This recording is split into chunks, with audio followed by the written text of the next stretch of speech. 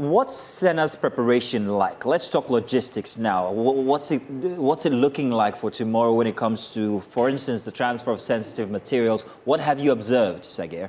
Well, good morning, Mazino, and good morning, Queen, in the studio. Catherine has already set the foundation for this, but as for CENA, well, let me start first of all by saying that I'm currently at Maché Dantokpa. This is arguably the largest open market in West Africa, and that is where I stand right now giving this update. Now back to preparations by CENA. CENA, in the last few days, has released a statement stating that around 18,650 kits has been prepared at the preparation centers and should begin deploying to the 77th district of Benin Republic. Of course, we understand that the ECOWAS observation mission is also on ground to observe the elections as well as preparations as it's underway. The election is tomorrow. Campaigns ended yesterday to give a 24-hour window of silence for citizens of the country to sit silent and, of course, decide, reflect on what their decisions is going to be as they head to the poll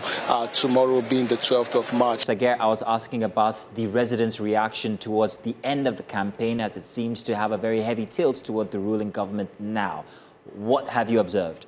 Maz, I would say that for residents here, it's a bit of a direct contrast in terms of the fact that you either see someone who is in complete support of the election and the continuum of the Talon's government through Ramal Wadani, or you see someone who is completely detached from the process entirely. That's the feel that I've gotten. Now let's focus on those who are detached. They are detached because they feel like the election has been concluded before it started. Their words, not mine, because we see the presence of the ruling party and the presence of its campaign structure across different parts of the country.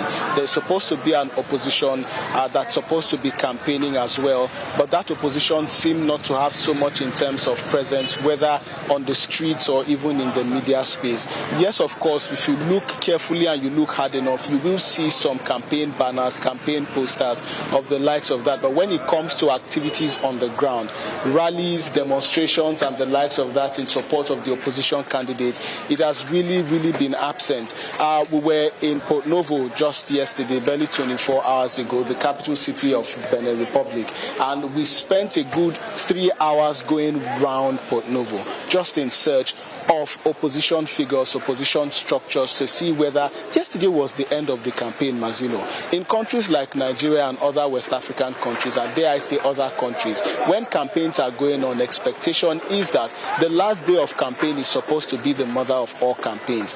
Politicians who are contesting offices are supposed to come out with their large supporters to show their strength and to tell the people what they are going to be doing for them. For the ruling party and its candidate, it was obvious across different parts, and it was so decentralized such that you could go from street to street and you will see one form of campaign structure or one form of campaign arrangement going on. That was how decentralized it was. But in the end, the goal was to ensure that they got the eyeballs of residents of Benin Republic to see that they were on the street campaigning and demanding to be elected. The story is way different for the opposition. Scanty posters, a complete absence on the streets till much later in the evening. Then we saw that the opposition candidate, Paul Humpe, came out and he did his final campaign. That, of course, which was even attended by just a few individuals. So when you look at this and you compare it side by side, it sort of gives you the feeling that the residents, of course, here are saying, especially for those who are not really interested in the poll. And it sort of justifies the reasons why they are not interested. Because if you see so much pressure and so much presence from, the ruling side and not so much in terms of the opposition side, it sort of tells the story on its own where, the election is going. And this is the reason why those who seem not to be so interested in the poll, feel the way that they feel. It seems like it's a pre-planned arrangement. Those who were supposed to take up the opposition side of things were already scrapped and locked out of the process long before the election came, way back in January, when they lost every seat that they could have had, in Parliament, and of course were not able to meet up with the criteria to field candidates in the election. So this is how